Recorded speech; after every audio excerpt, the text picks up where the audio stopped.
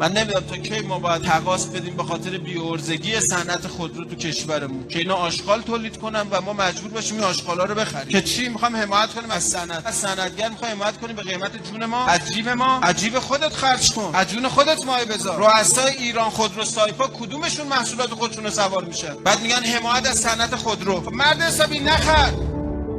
آقا میدونی چقدر اونجا کار میکنن؟ تو میدونی چقدر کشته میشن تو جاده‌هامون؟ میدونی چقدر قطع نخاع میشن؟ میدونی چقدر ناقص العضو میشن؟ میدونی چقدر دختر درب داغون شده که مونده تو خونه تو همین تصادفا به خاطر بی‌کیفیتی خودرومون؟ تصادفه یک کشته میده، چند تا مجروح میده، چند تا قطع نخاع میده، چند تا نقص عضو میده. سر چی؟ سر این که ما نمیخوایم مسیر پیغمبر رو بریم.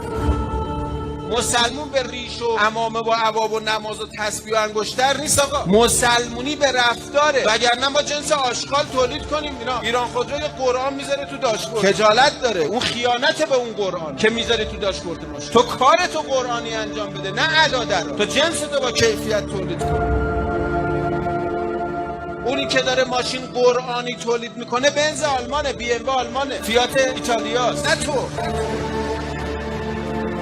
اونی که قیامت من و شما رو به پیغمبر نزدیک میکنه عمل ماست، نه اسم ما. وگرنه صدام هم اسمش حسین بود ولی منطقش یزید بود. این همه آدم کش. به اسم نیست که، به عمله. تعارف نکنید با خودتون. امنیت نیست تو جامعه.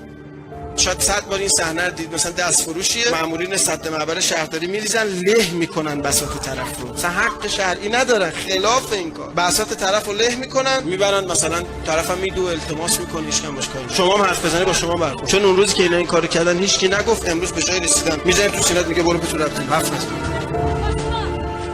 حالا شد قانون. بساط یه بدبختی که میخواد دزدی نکنه دیگه، قاچاق نفروش، بساطشو له میکنن، تو هم تذکر میدی میزنی تو سینات برو پیکارت. تو هم پروگری کنی میام میبرن.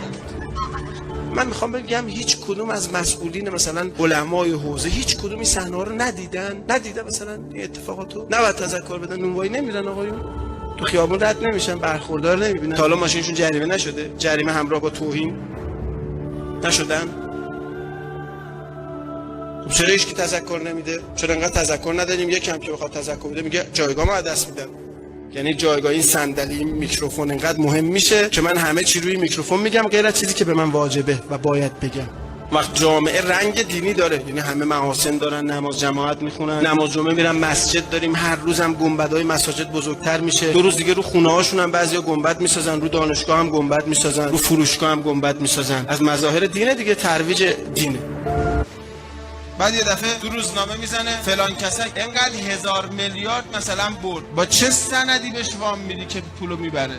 خب هی میگن اختلاس شد. خب پول برگشت دیگه، اونا شما خبر نده. پول برگشت بالاخره یا بر نگشت؟ با آقایی که خورده رفته پول بر نمیگرده. ما نمیفهمیم چی میشه. خب این پولا رو از کجا آورده بانک؟ شما بردی پول گذاشتی تو بانک. پول از مردم جمع میکنی به اسم قرض الحسنه، بعد وام میدی به کارمندای خودت. فقط وامای سنگین قرض الحسنه به ملت که میرسه وام ندادی. پول مردم رو جمع میکنی، خرج کارمندا خودت میکنی. خودت اونی که این قانونو گذاشتی. بعدم هی 1000 میلیارد کی بهم داره میره. خب ما کردیم این کارا رو. ما به بانک اعتماد کردیم. کی به ما گفت به بانک اعتماد؟ بانک الان شده یه امامزاده. منتها امامزاده‌ای که کور میکنه، شفا نمیده. کجا پناهگاه توئه بهش پناه میبره؟ 50 میلیون وام مسکن میدن، 110 میلیون پس میگیرن. این که اسمش نزول نیست ان شاءالله. منم میگم نیست. این پدرجد نزوله.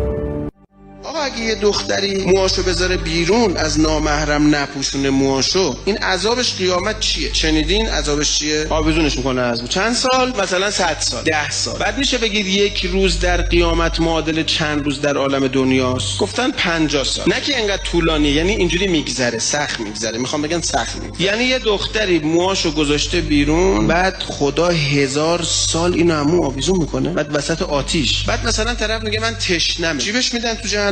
زقوم. ها زقوم چیه؟ گفتن چرک و خون جوشیده، داره میجوشه، قل میزنه، چرک و خون. بعد زقوم میریزن تو حلقش، میگه روده ها رو هضم میکنه، از بدن خارج میشه، دردو میچشه، این اعصابش از کار نمیفته، این زجر رو به تمامه درک میکنه.